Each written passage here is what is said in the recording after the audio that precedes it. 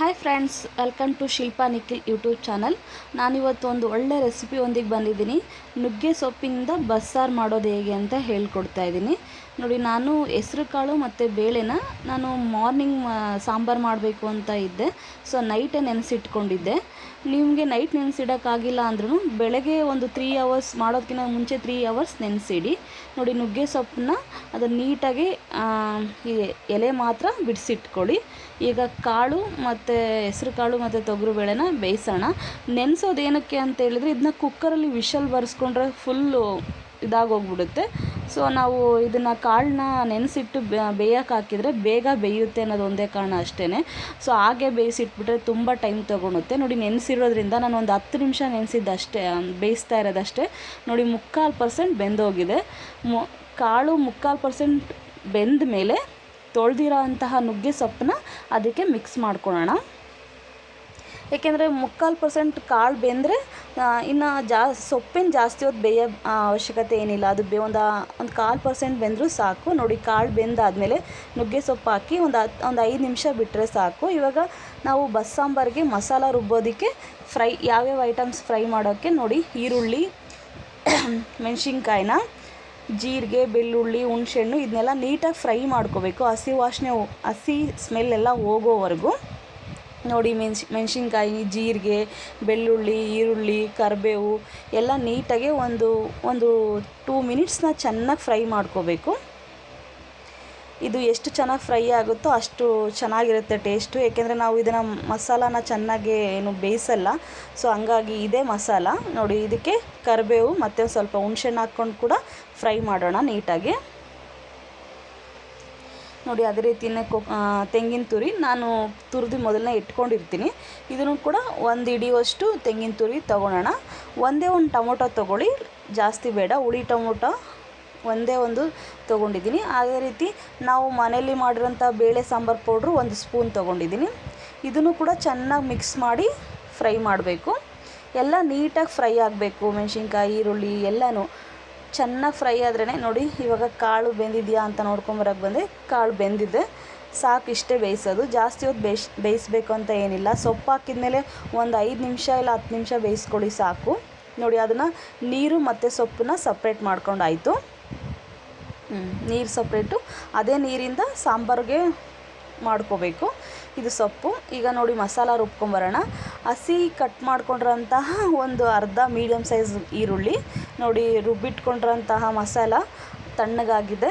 ಇದು ಜಾರಿಗೆ ಹಾಕ್ಬಿಟ್ಟು ಸ್ವಲ್ಪ ನೀರು ಹಾಕಿ ನುಣ್ಣಗೆ ಸಾಫ್ಟಾಗಿ ರುಬ್ಕೊಂಬರ್ಬೇಕು. ನೋಡಿ, ಈ ರೀತಿ ರುಬ್ಕೊಂಬಂದಾಗಿದೆ. ಈಗ ಕಾಳನ್ನ ಒಗ್ಗರಣೆ ಮಾಡೋಣ. ಈಗ ಬಾಣಲಿ ಇಟ್ಟಾಗಿದೆ. ಬಾಣಲಿಗೆ 1-2 ಸ್ಪೂನ್ ಆಯಿಲ್ ಹಾಕ್ಬಿಟ್ಟು ಸಾಸಿವೆ ಜೀರಿಗೆ ಹಾಕಬೇಕು. ಸಾಸಿವೆ ಜೀರಿಗೆ ಚಟಪಟ ಅಂದಮೇಲೆ ನಾವು ಈರುಳ್ಳಿ ಮತ್ತು ಕರಿಬೇವು, ಮೆಣಸಿನ್ಕಾಯಿ ಕಟ್ ಮಾಡಿ ಇಟ್ಕೊಂಡಿದ್ದೆ ನಾನು. 1-2 ಮೀಡಿಯಮ್ ಸೈಜ್ ಈರುಳ್ಳಿ ಮತ್ತು ಒಂದು 3-4 ಒಣಮೆಣ್ಸಿನ್ಕಾಯಿ, ಒಂದು ಸ್ವಲ್ಪ ಕರಿಬೇವು, ಇದು ನೀಟಾಗಿ ಫ್ರೈ ಮಾಡ್ಕೋಬೇಕು. 1-2 ನಿಮಿಷ ಚೆನ್ನಾಗಿ ಫ್ರೈ ಮಾಡ್ಕೊಳ್ಳಿ.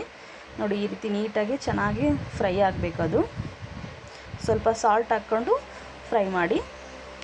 ರುಚಿಗೆ ತಕ್ಕಷ್ಟು ಹಾಕಿ.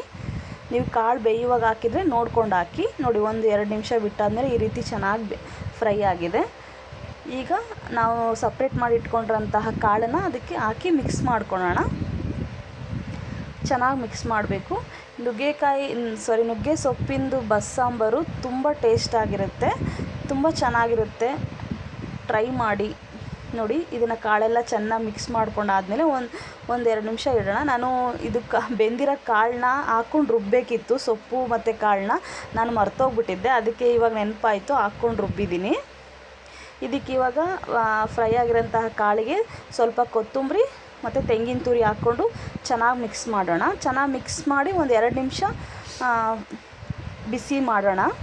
ಅದು ಕಾಯಿ ತುರಿ ಅದೆಲ್ಲ ಹಸಿ ಸ್ಮೆಲ್ ಇರುತ್ತಲ್ಲ, ಸೊ ಅದೆಲ್ಲ ಹೋಗಲಿ ಅಂತೇಳಿ 1-2 ನಿಮಿಷ ಫ್ರೈ ಆಗಲಿ. ಅದು ಪ್ಲೇಟ್ ಮುಚ್ಚಿಟ್ಬಿಟ್ಟು ಸಾಂಬಾರಿಗೆ ಒಗ್ಗರಣೆ ಮಾಡ್ಕೊಳ್ಳೋಣ. ಇವಾಗ ಸಾಂಬಾರಿಗೆ ಒಗ್ಗರಣೆ ಮಾಡೋದಕ್ಕೋಸ್ಕರ ಒಂದು ಪಾತ್ರೆ ಇಟ್ಬಿಟ್ಟು, ಪಾತ್ರೆ ಬಿಸಿ ಆದಮೇಲೆ 1-2 ಸ್ಪೂನ್ ಆಯಿಲ್ ಹಾಕಬೇಕು. ಆಯಿಲ್ ಹಾಕಿ ಕಟ್ ಮಾಡಿ ಬೆಳ್ಳುಳ್ಳಿ, ಸಾಸಿವೆ, ಜೀರಿಗೆ, ಕರಿಬೇವು. ಇದಕ್ಕೆ ಈರುಳ್ಳಿ ಹಾಕೋದು ಬೇಡ. ಬೇಕಂದರೆ 1 ಇಲ್ಲ 2 ಒಣಮೆಣ್ಸಿನ್ಕಾಯಿ ಕೂಡ ಹಾಕ್ಕೊಳ್ಳಿ, ನನಗೆ ಬೇಡ. ಬೆಳ್ಳುಳ್ಳಿ, ಜೀರಿಗೆ, ಸಾಸಿವೆ, ಕರಿಬೇವು ಇಷ್ಟೇ ಸಾಕು ಒಗ್ಗರಣೆಗೆ, ಬೇರೆ ಇನ್ನೇನು ಬೇಡ. ಇದು ನೀಟಾಗಿ ಫ್ರೈ ಆದಮೇಲೆ ಅದು ನಾವು ತೆಗೆದಿಟ್ಕೊಂಡಿರೋಂತಹ ಕಾಳು ಬೇಯಿಸಿದ ನೀರನ್ನ ಅದಕ್ಕೆ ಹಾಕಿ ಮಿಕ್ಸ್ ಮಾಡ್ಕೊಳ್ಳೋಣ. ಅದು ಮಿಕ್ಸ್ ಆದಮೇಲೆ ನೆಕ್ಸ್ಟು ನಾವು ರುಬ್ಕೊಂಡಿರೋಂತಹ ಮಸಾಲಾನು ಕೂಡ ಹಾಕಿ ಚೆನ್ನಾಗಿ ಮಿಕ್ಸ್ ಮಾಡ್ಕೊಳ್ಳೋಣ. ನೀಟಾಗಿ ಮಿಕ್ಸ್ ಆಗಬೇಕು. ಅದು ಚೆನ್ನಾಗಿ ಮಿಕ್ಸ್ ಮಾಡ್ಕೊಳ್ಳಿ. ನೋಡೋಣ ಕಾಳು ಫ್ರೈ ಆಗಿದೆಯಾ ಅಂತ ನೋಡ್ಕೊಂಬರೋಣ.